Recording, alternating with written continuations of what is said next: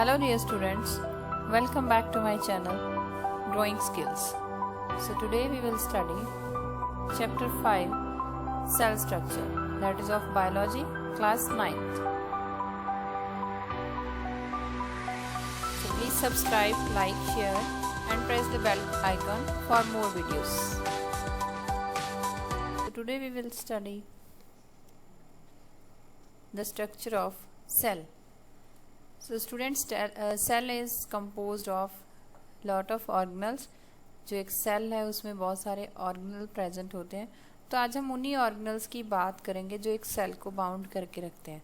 तो an organelle is a membrane bound structure that carries out specific activities for the cell. तो एक organelle का काम क्या है? उसका काम है कि बाकी की जो स्ट्रक्चर्स हैं उनके साथ बाउंड अप करके रखना, बाउंड बना के रखना अपने आप को, और जितने भी स्पेसिफिक एक्टिविटीज़ हैं सेल के वो सबको परफॉर्म करना। तो हम स्टेप बाय स्टेप सारे ऑर्गेनल्स को स्टडी करेंगे। First of all cell membrane. So this is the structure of cell membrane. अगर आप सेल मेम्ब्रेन को देखोगे तो एक सैंडविच की तरह ये दिखाई देती है और ये एक सेल को आउटर कवरिंग का काम देती है।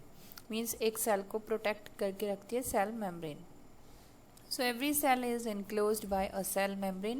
It controls the passage of materials in and out of the cell. तो जो भी सेल है उस सारे को कौन इनक्लोज करके रखता है, उसको पैक कौन करके रखता है? Cell membrane. सेल मेम्ब्रेन अपने आप में एक बहुत ही इम्पॉर्टेंट पार्ट है। ये पूरे सेल को प्रोटेक्ट करके रखती है और जितना भी मटेरियल्स का पैसेज है उसको इन और आउट करने का काम भी सेल मेम्ब्रेन करती है। So this is a model of a cell membrane. आज तक आपने पढ़ी होगी कि सेल मेम्ब्रेन है कुछ इस तरह से होती है, एक लेयर होती है, कवरिंग होती है। सो आज आपको मैं ये दिखाना चाहूँगी कि इस तरह से होती है, एक सैंडविच की तरह। और ये इसकी 2 लेयर्स हैं। एक जो लेयर है इसकी दैट इज़ ग्लाइकोलिपिड और जो दूसरी लेयर है दैट इज़ फॉस्फोलिपिड। और ये जो देख रहे हो आप रेड कलर की, दिस इज़ ग्लोबुलर प्रोटीन। और अनदर ये हेलिक्स लाइक स्ट्रक्चर है, alpha helix, this is also alpha helix protein. और ये साइड में जो चेन्स लगी हुई हैं that are oligosaccharide side chain. So students, this is about the cell membrane. और ये इसमें इस तरह से लगे हुए हैं, हाइड्रोफिलिक हाइड्रोफोबिक एंड होते हैं ये। बट हमने 9th स्टैंडर्ड के अकॉर्डिंगली इनकी ज़्यादा डिटेल नहीं करनी। प्लस हमें सिर्फ ये पता होना चाहिए कि एक सेल होता है, सेल के सराउंड एक सेल मेम्ब्रेन होती है और वो हमारी इमेजिनेशन है। लेकिन हम यहाँ पे हम इमेजिनेशन को थोड़ा छोड़ के इसके स्ट्रक्चर को देख सकते हैं। Next is nucleus. So nucleus is very important part. Nucleus कहाँ पे होता है? ये होता है सेल के सेंटर में। तो अगर हम देखें न्यूक्लियस के बीच में ये जो ब्लू कलर के हैं जो ज़्यादा कंडेंस्ड फॉर्म में हमें दिख रहे हैं, दीज आर न्यूक्लियोलस। और ये जो पोर्स हैं छोटे छोटे, दीज आर न्यूक्लियर पोर्स। और ये जो कवरिंग है दिस इज़ न्यूक्लियर एनवलप। तो एक न्यूक्लियस की ही ये स्ट्रक्चर है जिसको हमने बीच में से देखा है। न्यूक्लियोलस इसके बीच में जो इसके सराउंड है दैट इज़ न्यूक्लियर एनवलप। और जो छोटे छोटे पोर्स हैं दीज आर न्यूक्लियर पोर्स। और बीच में ये आ गया क्रोमेटिन। और ये 2 क्या हैं? These 2 are chromosomes. These are very important part. इनका काम क्या है? जितनी भी इंफॉर्मेशन होती है वो सारी की सारी पेरेंट्स से ऑफस्प्रिंग तक लेके जाना। लाइक हमारे कुछ करेक्टर सिमिलर है हमारे पेरेंट्स के साथ, so that is due to these chromosomes. और क्रोमोसोम्स में होता है डीएनए। तो control centre of the cell that contain DNA या क्रोमोसोम एंड द न्यूक्लियोलस। तो न्यूक्लियस क्या है? ये पूरे सेल का एक कंट्रोल सेंटर आ जाता है। मैंने पहले भी आपको बताया कि ये सेंटर में होता है जिसमें होता है डीएनए, क्रोमोसोम्स मीन्स, और होता है ये बड़ा सारा nucleolus. So this was about the nucleus. Next organelle is cytoplasm. तो मैंने इसको ऑर्गेनल बोला बट यहाँ पे क्या लिखा हुआ है? Cytoplasm not an organelle but important. ये एक ऑर्गेनल नहीं है बट अपने आप में ये बहुत इंपॉर्टेंट है। वो कैसे, मैं आपको बताती हूँ। ये है एक स्ट्रक्चर पूरी सेल की। अगर आप देखो तो इस तरह का होता है cell. These all are the organelles of a cell. Nucleolus, nuclear envelope, chromatin, rough endoplasmic reticulum and Golgi apparatus, smooth endoplasmic reticulum, centriole, these are peroxisome, छोटे छोटे जो हैं, these are lysosomes, microfilaments and these are mitochondrias. So this is the structure of a cytoplasm. अब cytoplasm की structure कौन सी बोल रही हूँ मैं, दिस इज जो स्काई ब्लू कलर की है, मतलब कि जितने भी ऑर्गेनल्स हैं वो सारे एम्बेडेड हैं, वो फंसे हुए हैं किसमें, साइटोप्लाज्म में.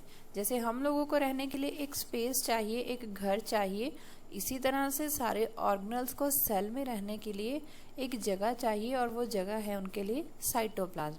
अब एक एग्जांपल और मैं आपके साथ डिस्कस करना चाहूँगी. लाइक एक रिवर है, और उस रिवर में क्या होता है, उस रिवर में एक्वेटिक एनिमल्स भी रहते हैं, एक्वेटिक प्लांट्स भी रहते हैं. तो वो क्या है, रिवर उनके लिए एक रहने की जगह है.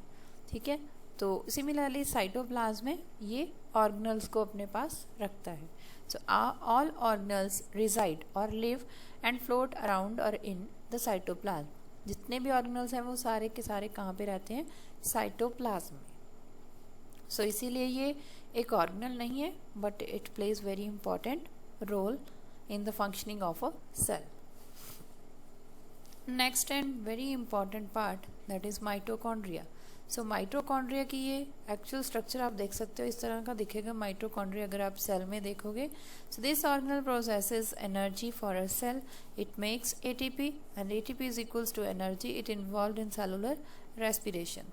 तो माइटोकॉन्ड्रिया क्या करता है, ये एक सेल को एनर्जी प्रोवाइड करता है, और वो एनर्जी कौन सी फॉर्म में होती है, that energy is in the form of ATP.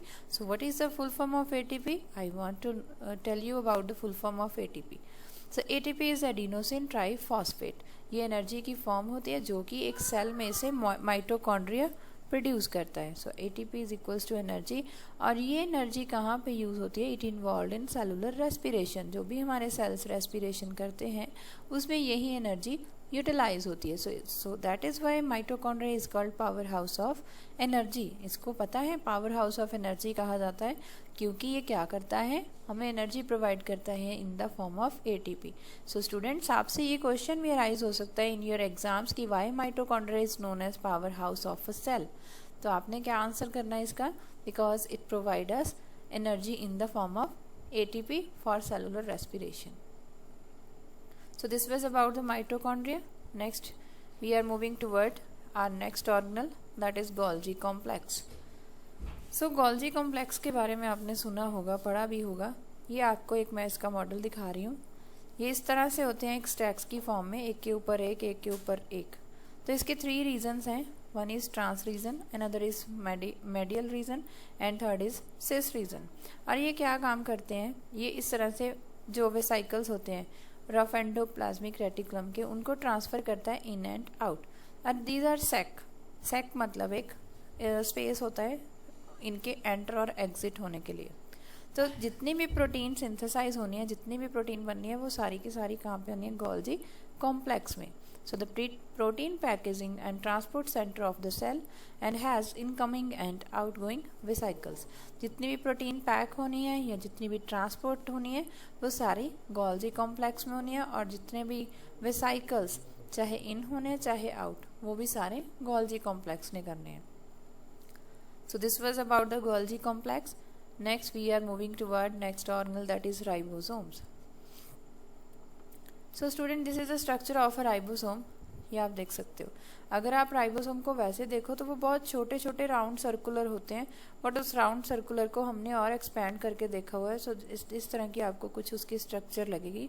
So what is this, these are U C C A G U. So these are amino acids. ये अमाइनो एसिड्स होते हैं जो कि हमारे इस तरह डीएनए में अटैच होते हैं through the hydrogen bond. So ribosomes का काम क्या है, इट सिंथेसाइजेस प्रोटीन. एक तो ये प्रोटीन बनाते हैं, that is very important part. Secondly it present in the cytoplasm. होते कहाँ पे हैं ये, these are present in cytoplasm. हमारी साइटोप्लाज्म में ये प्रेजेंट होते हैं. Present with rough endoplasmic reticulum. और ये किसके साथ होते हैं, जो हमारे 2 तरह के एंडोप्लाज्मिक रेटिकुलम होते हैं, one is rough and another is smooth. उनके बारे में भी हम अभी पढ़ेंगे. तो ये किस में प्रेजेंट होता है, it is present with rough endoplasmic reticulum. और इसमें कोई मेम्ब्रेन प्रेजेंट नहीं है. जैसे हमने कहा था न्यूक्लियस के सराउंड एक मेम्ब्रेन है, दैट इज़ न्यूक्लियर एनवलप, और सेल के अराउंड एक मेम्ब्रेन है. तो इसमें कोई मेम्ब्रेन नहीं होती, no membrane is present. So this was all about the ribosome, and the main function of ribosome is to synthesize protein. And the next is smooth endoplasmic reticulum. So ये आप उसका 3D model देख सकते हो smooth endoplasmic reticulum का. There are 2 colours जो कि हमें दिख रहे हैं, मतलब सेपरेशन, दीज आर 3 सेपरेशंस. एक पर्पल है और एक पिंक है, and the third one is orange. तो जो पर्पल कलर के दैट इज और न्यूक्लियस का न्यूक्लियर इन्वेलप शो हो रहा है यहाँ पे और न्यूक्लियस शो हो रहा है. एंड जो पिंक वाली है दैट इज राइबोसोम्स के साथ हमारा जो रफ एंडोप्लाज्मिक रेटिकुलम होता है. ये जो छोटे छोटे सर्कुलर स्ट्रक्चर हैं these are ribosomes that are fixed on a rough endoplasmic reticulum. और ये जो ऑरेंज कलर का है this is smooth endoplasmic reticulum. So ये आपको दिख गए. अभी तक हम इसको क्रैम कर रहे थे कि हाँ कोई रेटिकुलम होते हैं, 2 टाइप्स के होते हैं. अब हमारे सामने एक स्ट्रक्चर बनी हुई है जिससे हम इनको देख सकते हैं. सो अब इनका फंक्शन करेंगे. It transports material throughout the cell. एक तो ये जितना भी मटेरियल है उन सारे को ट्रांसपोर्ट करेगा. Second, it produce lipids and hormones. जितने भी लिपिड और हार्मोन्स हैं उन सबको यही प्रोड्यूस करेगा smooth endoplasmic reticulum. Next organelle is rough endoplasmic reticulum. So आप देख सकते हैं कितनी प्यारी स्ट्रक्चर लग रही है इसकी रफ एंडोप्लाज्मिक रेटिकुलम की. इसमें ये पिंक से जो है these are ribosomes. So it is covered with ribosomes. It also produces protein. It also transport material throughout the cell. ये सारी की सारी स्ट्रक्चर राइबोसोम्स के साथ कवर है. जितने भी प्रोटीन्स हैं वो सारे प्रोड्यूस करती है ये, और जितना भी मटेरियल है उस सारे को ट्रांसपोर्ट करेगा throughout the cell. So this was about the rough endoplasmic reticulum. So next is lysosome. Lysosome is also very important part. It helped in breakdown of material for digestion, and it contains special enzyme for digestion in the cell. 2 function है lysosome के. एक तो जितना भी material है उस सारे की डाइजेशन करता है. सेकंड, इसमें स्पेशल एंजाइम्स होते हैं जो कि सेल की डाइजेशन में हेल्पफुल होते हैं. तो ये इसकी स्ट्रक्चर है. ये एक मेम्ब्रेन है, इसकी सिंगल वॉल मेम्ब्रेन है, और इसके बीच में ये एंजाइम कॉम्प्लेक्स है. और लाइसोसोम्स को suicidal bag of the cell कहा जाता है. क्यों?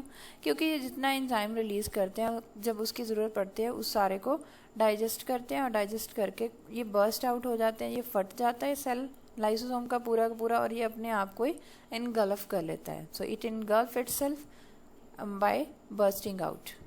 सो इसीलिए इसको क्या बोलते हैं? Lysosome is a suicidal bag. Next organelle is cell wall. ये सेल वॉल कहाँ से आई? ये तो ह्यूमन बींग में होती नहीं. ह्यूमन बींग के सेल्स में तो ये होती नहीं. So it is present in only in the plant cell. सिर्फ प्लांट सेल में होती है. बहुत रिजिड होती है, स्ट्रॉन्ग वॉल होती है, और ये पूरे के पूरे सेल को शेप प्रोवाइड करते हैं, उसको प्रोटेक्ट करके रखती है. तो हम देखते हैं इस मॉडल के थ्रू. ये बीच में गोल्जी अपरेटस है, पेरोक्सीसोम है, प्लाज्मा मेम्ब्रेन, और ये यहाँ पे वैक्यूल नज़र आ रहा है. और ये कुछ अनदर ऑर्गेनल्स हैं जो कि हमने स्टडी किए थे. तो ये है प्लांट सेल की एनाटॉमी. ये इसकी आ गई सेल वॉल जो कि बहुत रिजिड होती है और पूरे प्लांट को शेप प्रोवाइड करती है.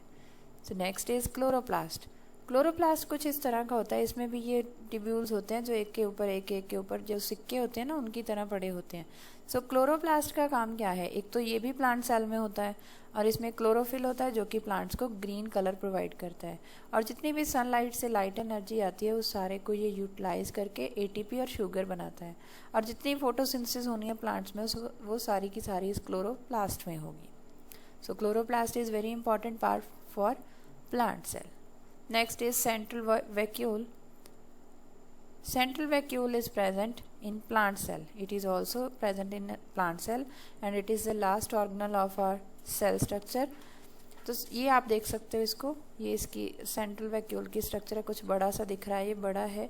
Most plant cells have one large one. जितने भी प्लांट सेल्स हैं उन सबके पास एक बड़ा वैक्यूल होता है. That is filled with fluid, जो कि किसके साथ फिल है? फ्लूइड के साथ फिल है. It helps to maintain turgor pressure and shape of the cell. जितना भी टर्गर प्रेशर है मीन्स जो सेल के अंदर वाटर है वो एक पर्टिकुलर प्रेशर के साथ इनसाइड रहे और बाहर जाए, तो उसको बोलते हैं टर्गर प्रेशर. ये सारा जो सेंट्रल वैक्यूल है टर्गर प्रेशर को मेंटेन करता है और ये सेल को शेप प्रोवाइड करता है. So students, this was all about the organelle of a cell. और अगर आपको मेरा ये वीडियो अच्छा लगे आप इसको सब्सक्राइब करना, लाइक करना और शेयर करना ना भूलें। एंड अगर आपको कोई क्वेरी है, कुछ भी पूछना है, तो आप नीचे कमेंट बॉक्स में मुझे कमेंट कर सकते हैं। Thank you.